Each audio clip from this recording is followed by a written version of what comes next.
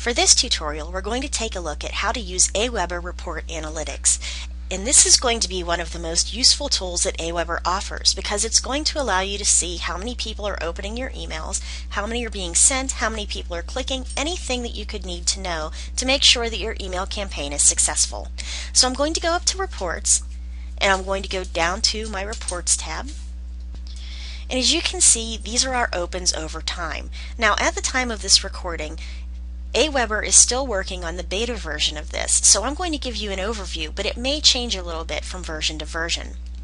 Well, first of all, this shows us for this current list, which is one that I chose specifically because it has sent out a bunch of emails, and it shows me how many follow-up messages have gone out, how many broadcast messages, and how many unique messages. And if you want to get specific information about any particular day, you can just go ahead and double click on one of these columns, and it shows you what times of the day people were opening these.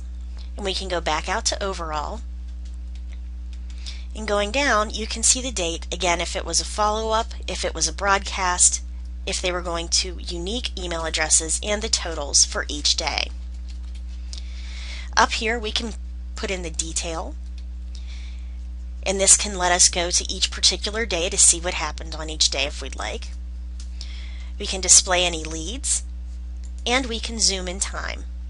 Now up here you'll notice we can add this to our dashboard. Right now we don't have a dashboard. Up here on the left you can see that we have a dashboard option. I'm going to click on View Dashboard. Now notice that this is an empty dashboard. So you can go ahead and click to see how to add reports to your dashboard that are specialized over what they already offer. But as you can see, we have opens over time that we can look at. We have clicks over time, and this shows us how many people have clicked in our email. And these are on the links that we've put into our email broadcast, how much revenue it's brought in over time.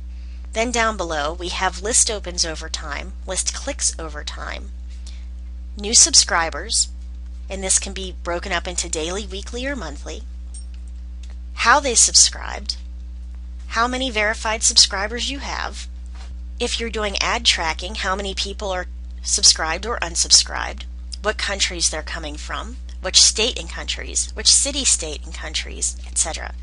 We go all the way down through follow-up statuses, follow-up totals, percentages, and then down into broadcast totals and percentages. So basically any information that you're looking at, whether it's where they're coming from, if we look at cities, states, and counties, so you can use the graph up here, and you can look at the charts down here. You can also change your current list to look at other emails that were sent out, and it will show you the name of them right up here at the top. And again, you can look at list clicks over time, etc. Now the great thing about using these report analytics is that they're going to allow you to see which of your campaigns are the most successful, because if people don't open your emails, then they're not even going to get to the point where they can click through. So look at each email that you have that has a high open amount.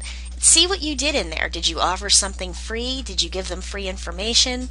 What was it specifically that brought more people to open your email? And once they got there, where did they go? Did they click on a link that goes straight to your website? Did they automatically buy your item? Did they click on a coupon?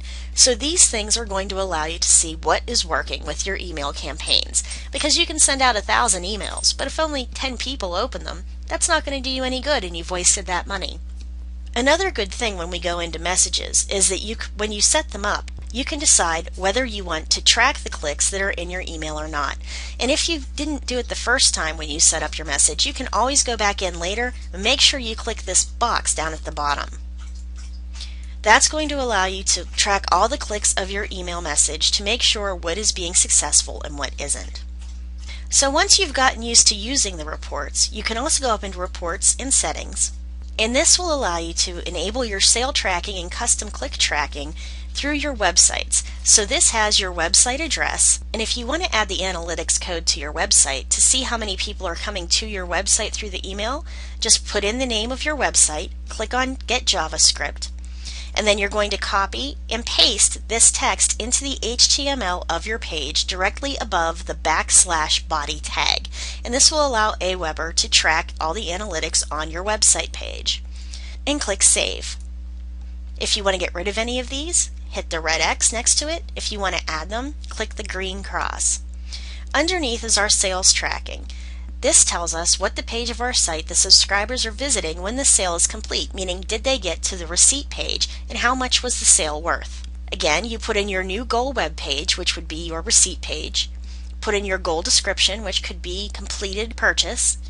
Event type, if the page is hit, if it's a sale, if it's a CPC or a CPM, and the monetary value, and click on Save.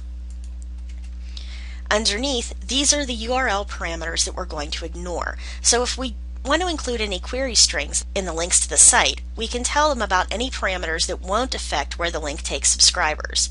Again, put in the website address of the page that you want to be ignored here, and then ignored parameter in the name of the web page, just to make it easier for yourself. And then if there are any IPs that we don't want included with the activity, we're going to put the IP address, note that's not website, it's the IP address, into this box and click on Add. Once we have this set up the way we want it, we can go into our reports anytime and we can see what's going on with all of our email campaigns. So that really makes this a useful tool for your website campaigns. Get in, work with it a little bit, and you'll start to see how this can really help you work. So thanks for listening. I'll see you at the next tutorial.